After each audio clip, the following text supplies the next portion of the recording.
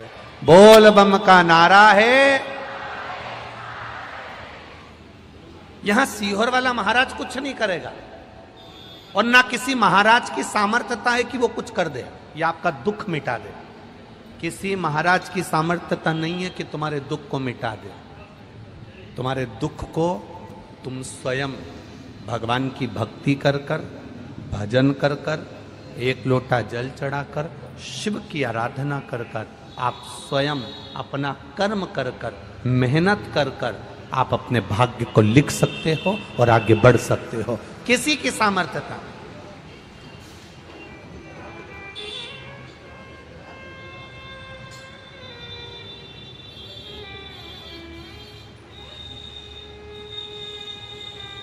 कौन की सामर्थ्य? लिखने वाला वो है।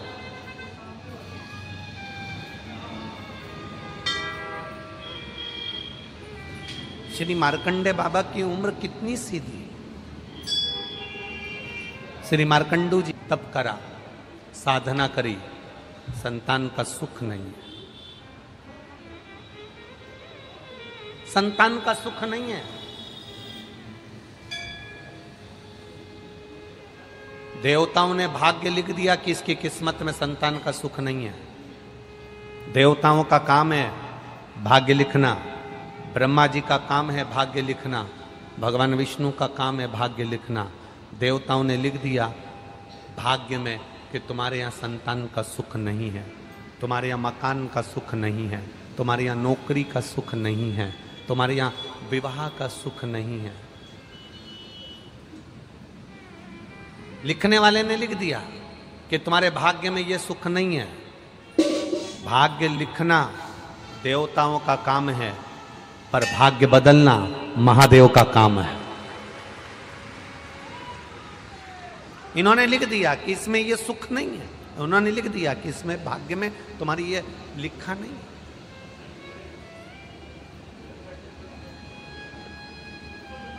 दुनिया में किसी की सामर्थ्यता नहीं कि तुम्हारा भाग्य लिख दे, तुम्हारा भाग्य बता दे। सामर्थ्यता केवल एक देवाधिदेव महादेव की है। इंसान को खुद को नहीं मालूम कि उसके साथ में अगला एक कदम बाद क्या होने वाला है। इंसान को खुद नहीं मालूम कि 2 कदम चलने के बाद क्या होने वाला है। इंसान को खुद नहीं मालूम कि थोड़ी देर बाद उसके साथ क्या होगा। भगवान ने ये गुण किसी को नहीं दिया कि कोई किसी का भाग्य बता दे या किसी का भाग्य लिख दे। हाँ, जो परमात्मा ने लिखा है वो मृत्यु लोक में आकर भोगना हमको है। पर जितना हम शंकर का भजन कर सकते हैं, जितना भगवान की कथा सुन सकते हैं, उससे हमें बल मिलता है, उससे बल।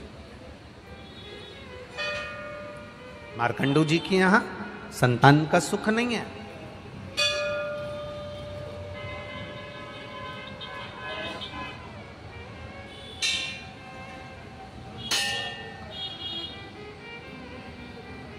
ग्यारह जन्म पहले कौन थे ये मार्कंडू जी? एक 11 जन्म पहले एक वैश्य, व्यापार करने वाले।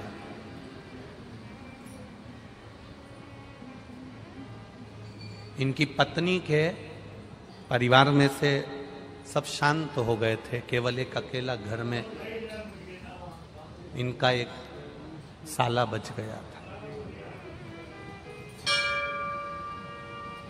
जैसे धृतराष्ट्र के यहां भी एक साला बच गया था। कौन था वो? शकुनी बच गया। अब पूर्व में ये वैश्य थे, खूब अच्छा कर्म करा, कभी किसी का दिल नहीं दुखाया इन्होंने। दुकान तो करी, व्यापार तो करा, पर किसी का मन नहीं दुखाया। धीरे धीरे धीरे धीरे साले को दुकान में लगा लिया। साले से इन्होंने एक बात जरूर कही कि देखो किसी का मन नहीं दुखाना है। साले ने कहा जी जीजा जी मैं किसी का मन नहीं दुखाऊंगा, व्यापार करूंगा, अच्छे से करूंगा।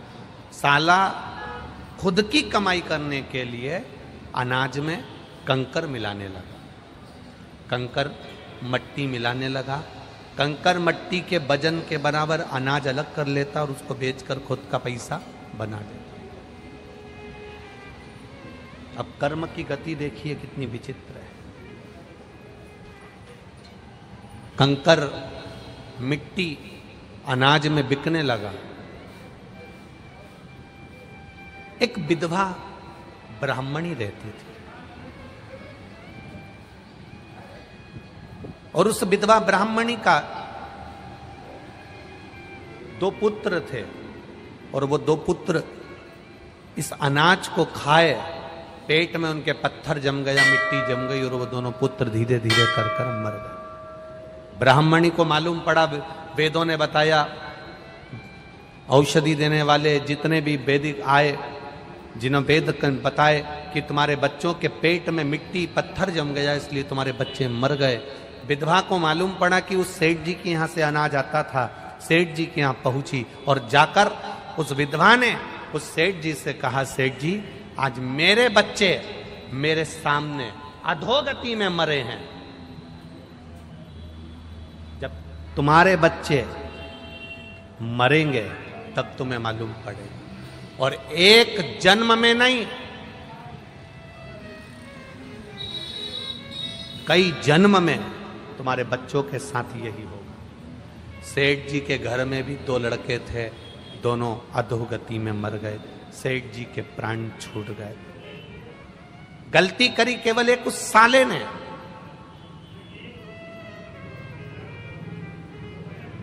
पर दुकान थी जीजा जी की, व्यापार था जीजा जी का, इसलिए भोगना भी जीजा जी को पड़ा।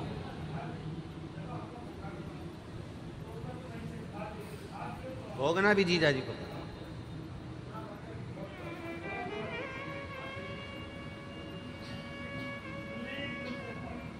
प्राण छूट गए। जीजा जी वो वैश्य शांत हो गया, समाप्त हो गया, विष्णुधर बना। फिर धीरे धीरे धीरे धीरे 1 जन्म, 2 जन्म, 3 जन्म, 4 जन्म निकलते निकलते निकलते निकलते कई जन्मों के बाद में फिर मार्कंडू जी बने। संतान का सुख नहीं हुआ, इनके संतान प्राप्ति नहीं हुई। किसी ने कहा भगवान शिव की आराधना करो। शंकर भगवान की आराधना करने के लिए एक वीरान जंगल में, वीरान क्षेत्र में, जहां कोई नहीं जाता, वहां पर मार्कंडू जी पहुंच गए। अपनी पत्नी के साथ एक शिवलिंग का निर्माण करे, पूजन करी, आराधना करी, बाबा से विनय करी। रोज प्रतिदिन शिव की आराधना, एकांत में रखे हुए शिव का पूजन 3 चीजें देता है। बहुत अच्छे से समझ लेना, इनका एकांतेश्वर महादेव की कथा। एकांत में रखा हुआ शिवलिंग, एकांत में रखे हुए शिव जी की पूजन 3 चीजें देती है। पहला, हमारी उम्र बढ़ाती है। दूसरा, बड़ी बीमारी शरीर में एकांत का शिवलिंग कभी नहीं आने देता। और तीसरा, हमारे जीवन में कभी वैभव की, सत्ता की और लक्ष्मी की कमी नहीं आने देता। ये एकांतेश्वर। एकांतेश्वर का मतलब क्या है? जो एकांत में बैठा हुआ है, अलमस्त। ऊपर छांव है, नहीं है। मंदिर के ऊपर शिखर है, नहीं है। है तो भी ठीक, नहीं है तो भी ठीक। ओटले पर शिवलिंग रखा है, अकेला बैठा है। ना तो पार्वती उनके पास में बैठी दिख रही हैं, ना कोई बैठा दिख रहा है, ना गणेश जी दिख रहे हैं, ना कार्तिकेय दिख रहे हैं। बैठे हैं तो ठीक, नहीं है तो अकेला नंदी सामने बैठा है और शिव जी का शिवलिंग रखा है।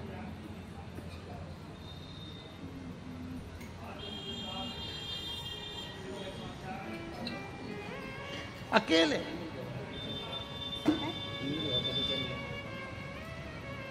कई लोग हमसे कहते हैं, गुरुजी हमारे गांव में शंकर जी का मंदिर है और शंकर जी के मंदिर के अंदर पार्वती जी नहीं है, गणेश जी नहीं है, कार्तिकेय जी नहीं है, केवल नंदी है और शंकर जी हैं, तो क्या हम पार्वती जी, कार्तिकेय जी, गणेश जी को बिठा दें? हमने कहा कितने साल से नहीं है? अरे गुरु जी हमारे तो दादा बरदादा के समय का है, कम से कम 100, 150, 200 साल का है। वो मंदिर ऐसा कैसा ही है, टूटा फूटा है, भंगार सा है, उसमें ना गणेश जी हैं ना देवी जी का खंडित खंडित सा हो रहा है। तो क्या हम वहाँ दूसरे देवी जी को, पार्वती जी को, गणेश जी को, कार्तिकेय जी को बिठा दें? हम उनसे कहते हैं किसी को बिठाने की जरूरत नहीं है। हमने पहले भी कथा में कहा, आप लोगों को समझाया कि ये शिवलिंग है, ये जलाधारी है, ये चरण है। ये शिवलिंग शंकर जी का प्रतीक है, ये जलाधारी पार्वती जी का स्थान है, जहाँ से जल बहता है वहाँ गणेश जी, कार्तिकेय जी हैं, बीच में मोटी सी लाइन अशोक सुंदरी है, ऊपर जो जल टपक रहा है वो शिव जी की 5 लड़कियाँ जया, विषहरा, शामरी बारी, दौतली और देव हैं। शंकर भगवान का संपूर्ण परिवार इस शिवलिंग के अंदर है। अगर गणेश जी, कार्तिकेय जी, पार्वती जी कोई नहीं भी है तो चिंता करने की जरूरत नहीं है, क्योंकि महादेव वहां एकांत में बैठे हुए हैं, एकांतेश। कोई कहता है शिवलिंग खंडित हो रहा है। शंकर भगवान का शिवलिंग कई कई जगह से खंडित होते चले जा रहा है, क्या हम उसको बदल दें? बिजली महादेव मनाली में एक शंकर भगवान का ऐसा मंदिर है जिस पर बिजली गिरती है, शंकर जी के टुकड़े टुकड़े हो जाते हैं, मक्खन से उसको जोड़ा जाता है, वो भी तो खंडित होता है। खंडित हो भी गया, प्राचीन है, पुराना है, तो वो साधारण नहीं है, वो भी एकांतेश्वर। भले थोड़ा बहुत अगर उसमें कुछ हो भी गया है तो भी वो शिव के जितने टुकड़े से टुकड़े भी हो जाएं, एक कंकर कंकर भी अलग अलग हो गया, एक कंकर कंकर भी विभाजित हो गया, तो भी वो शिवलिंग ही कहलाएगा, शिवलिंग के सिवाय कुछ नहीं। प्रयागराज कुंभ, जब प्रयागराज में प्रयाग का मेला भराया था, तब सतुआ बाबा महामंडलेश्वर संतोष जी महाराज जी ने शिव पुराण की कथा शायद 2-3 दिन मिले थे तो शिव चर्चा करी थी। आप लोगों ने सुनी थी टीवी पे, तो उसमें आप लोगों ने श्रवण करा होगा। राम जी जब रावण को मार कर आए, प्रयागराज की भूमि पर पहुंचे, गुरु बाबा का दर्शन करने गए तो गुरु बाबा जी ने कह दिया नहीं नहीं नहीं, तुम पर ब्राह्मण हत्या का दोष लगा है।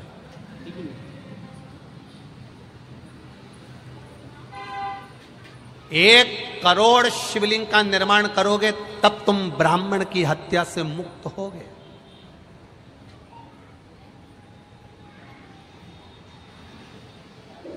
1 करोड़ शिवलिंग का निर्माण करना पड़ेगा तब तुम ब्राह्मण हत्या से मुक्त हो गए। अब राम जी चिंता में पड़ गए कि 1 करोड़ शिवलिंग का निर्माण करने में तुम्हारी पूरी जिंदगी निकल जाएगी। एक एक शिवलिंग बनाऊंगा, 1 करोड़ शिवलिंग बनाने में पूरा जीवन निकल जाएगा। 1.25 करोड़, 1 करोड़, क्या करा जाए?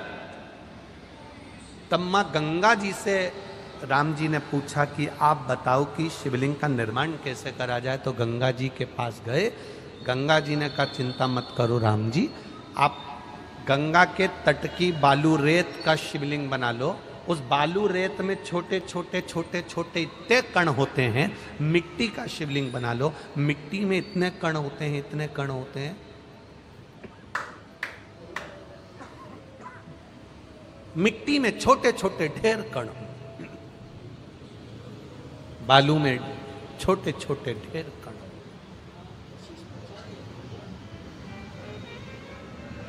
जब हम दुनिया के लोग हंसते हैं, सावन महीने की जब शिवरात्रि के दिन पूरे विश्व के लोग जब ऑनलाइन शंकर भगवान का शिवलिंग बनाते हैं, पूजन करते हैं, आप लोगों ने करी कि नहीं करी? जब हम सीहोर से या जहाँ कथा चलती रहती है वहाँ से सावन महीने की शिवरात्रि पर जब शिवलिंग का निर्माण करवाते हैं, शिवलिंग का पूजन करवाते हैं, उसका लाभ क्या मिलता है जिसने करी उसको मालूम है। मिट्टी का शिवलिंग बनाओ, बालू रेत का शिवलिंग बनाओ, जब हम पूजन करते हैं एक शिवलिंग के पूजन का फल नहीं मिलता, करोड़ों शिवलिंग के पूजन का फल हमारे खाते में चला जाता। करोड़ों शिवलिंग।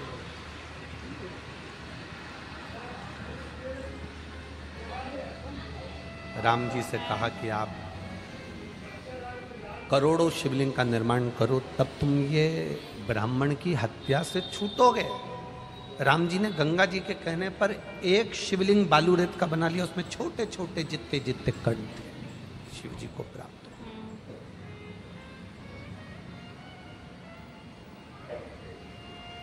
क्या मिलता है ये कथा में, पंडाल में बैठकर कथा सुनने से?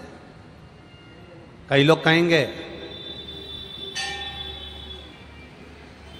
इतनी भीड़ पड़ रही है, गर्मी अपार पड़ रही है, इतनी तेज गर्मी, इतनी भीड़, गाड़ी भी दूर खड़ी करना पड़ेगी, पैदल चलना पड़ेगा, घर में बैठकर टीवी पर क्यों नहीं सुन लेते? आस्था चैनल पे 2 बजे से 5 बजे तक आ तो रही है, मोबाइल पर चल तो रही है। क्या करना कथा में जाकर बैठने से?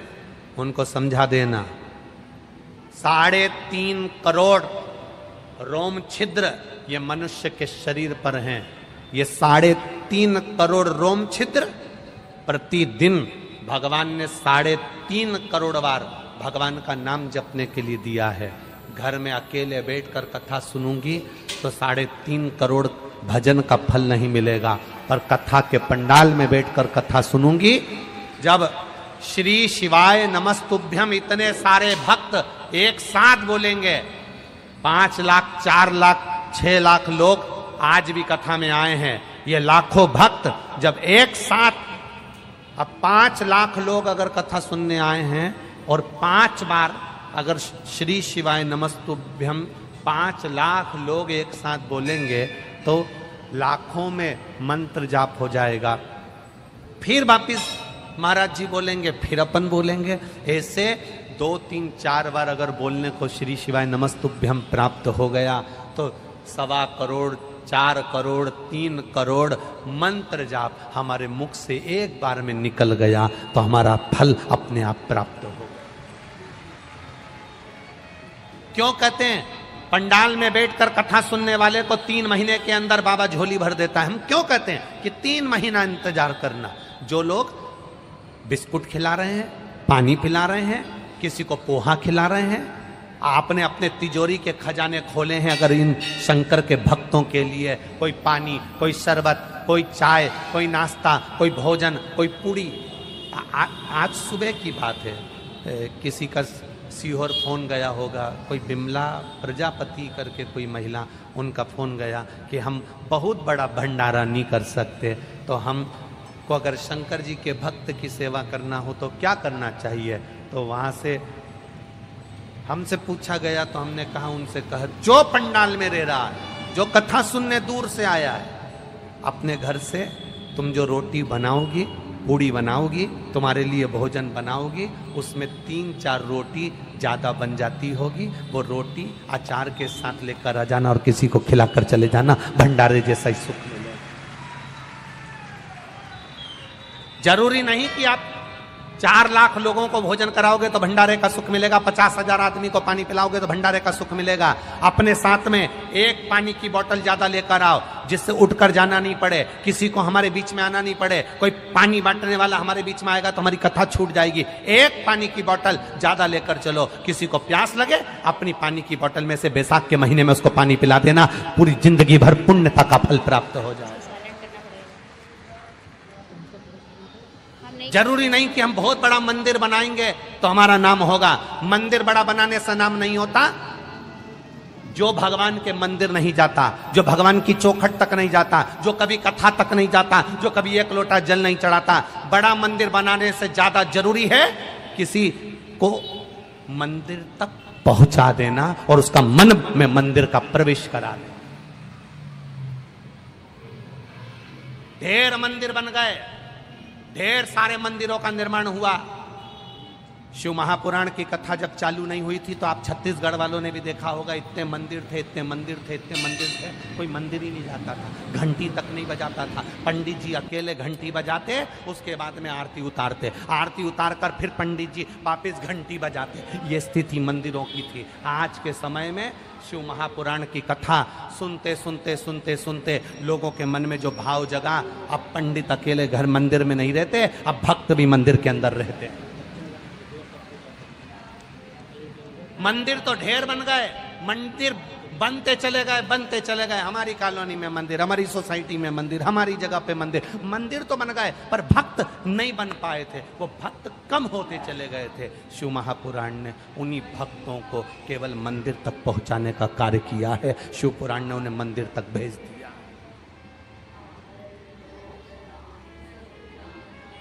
जरूरी नहीं कि आप मंदिर बनाओगे तो आपका नाम होगा, आप किसी के हृदय में भी तो मंदिर बना दो। क्यों? भिलाई में कथा चल रही है, तो कथा में गई थी कभी? अपनी पड़ोसन से कह सकती है, क्यों भिलाई में कथा चल रही है, तू नहीं गई कभी कथा में? अरे बहुत भीड़ होती है, अरे मेरा तो मन ही नहीं करता। तो भीड़ में कौन जा रही है? थोड़ा दूर जाके बैठ जाओ,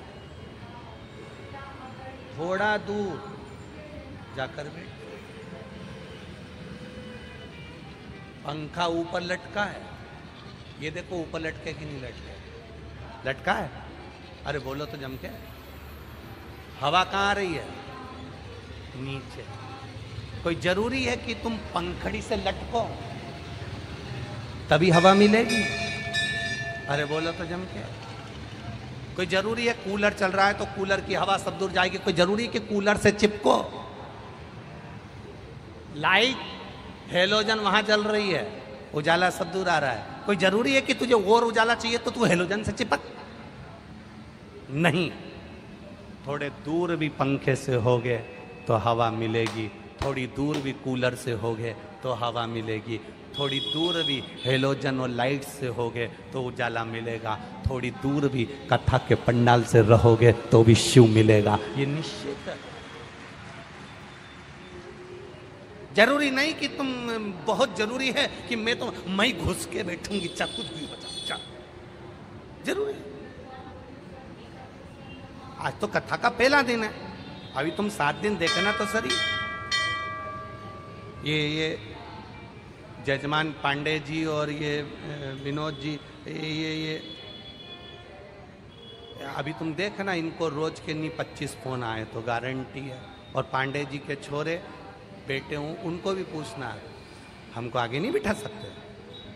हम तो तुम्हारे पहचान वाले हैं, हम तो तुम्हारे रिश्तेदार, और हम तो तुम्हारा पार्टी का आदमी, तो तुम हमको आगे नहीं बिठा सकते, तुम हमको आगे नहीं बिठा सकते। तो इनसे भी निवेदन है, कह देना अरियो जी घर से अगर कथा सुनने आना है तो ये जितने बैठे हैं ना पीछे और ये आसपास में, ये भी सुबह 6 बजे से इंतजार करते हैं, तब जाकर 2 बजे कथा मिलती है। और तुम पहचान वाले टाइम पे बस केवल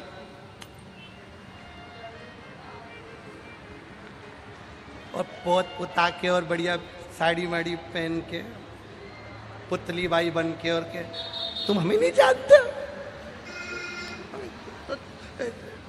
तुमको जान के करेंगे क्या?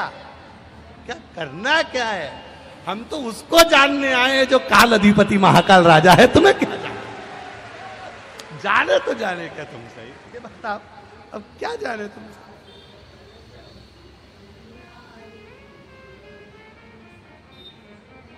फिर उसने कह दिया बाद में देख लूंगी तेरे को, तो रुक जा। अब मालूम पड़े इसने तो कहा था कि बाद में देख लूंगी, छाती में दर्द उठा, हॉस्पिटल में पड़ी रही, अब देखना इसको था और देखने ये चले गए। आप करोगे क्या? इसलिए भगवान का भजन करने में जो सुख है, अरे लुटा दिया भंडार काशी, कर दिया माला माल काशी वाले ने, ओ लुटा दिया भंडार काशी वाले ने, कर दिया माला माल काशी वाले ने, लुटा दिया हाँ लुटा दिया, लुटा दिया लुटा दिया, लुटा दिया हाँ लुटा दिया, लुटा दिया लुटा दिया, अरे लुटा दिया भंडार काशी वाले ने, कर दिया माला माल काशी वाले ने। ओ 3 चीजें प्रदान करता है वो एकांत का शिवलिंग। एक तो आयु बढ़ाता है, रोग से मुक्ति देता है, वैभव देता है।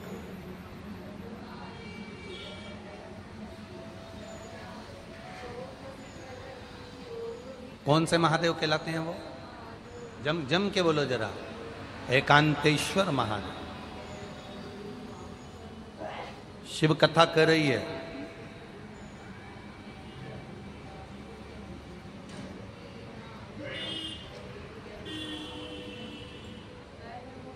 इस